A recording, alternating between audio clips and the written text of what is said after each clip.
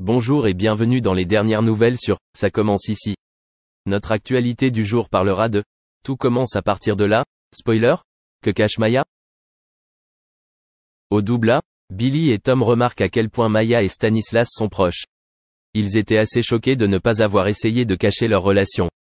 En les écoutant parler, Laetitia commençait elle aussi à s'interroger.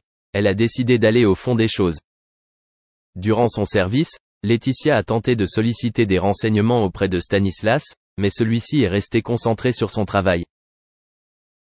Dans le vestiaire, Billy remarqua que Maya portait un magnifique manteau neuf.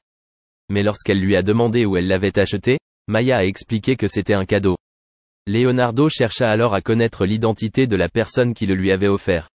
Mais Maya se détourna et refusa de parler. Plus tard, Billy en a parlé avec Tom et Laetitia. Ils prétendent que Stanislas a donné le manteau à Maya et qu'ils ont donc une relation. Cependant, Billy et Laetitia décident de les arrêter pour protéger Maya. Tout ce qu'ils ont à faire, c'est de trouver des preuves de ce qu'ils disent. À l'atelier, Carla n'a pu s'empêcher de critiquer la cuisine du chef Guinaud auprès de Bérénice. Elle a dit qu'elle s'ennuyait et qu'elle était envieuse des étudiants qui suivaient le module extrême.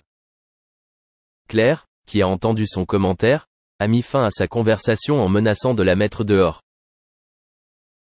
Après les cours, Claire se plaint auprès d'Olivia du comportement très critique de Carla à son égard.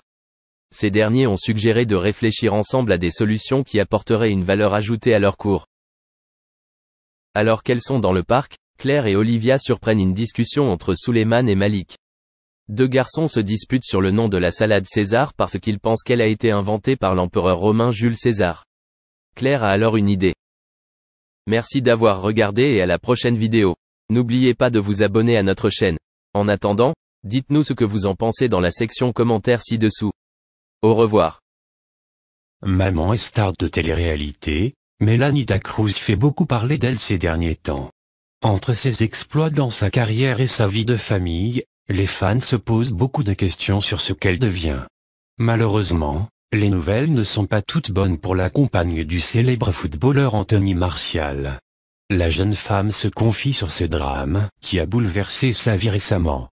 Depuis qu'ils sont rencontrés, Mélanie Dacruz et Anthony Martial forment un couple des plus heureux. Les deux tourtereaux n'ont pas mis longtemps à officialiser leur relation et à fonder une famille. Un bonheur qui se fait rare lorsqu'on est autant connu du public mais dont ils savent parfaitement profiter.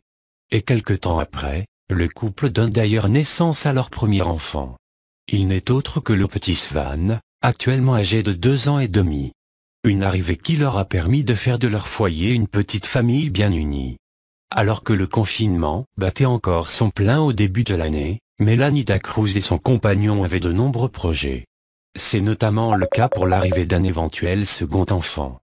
Un heureux événement à venir qu'ils ont confirmé au mois de mai dernier.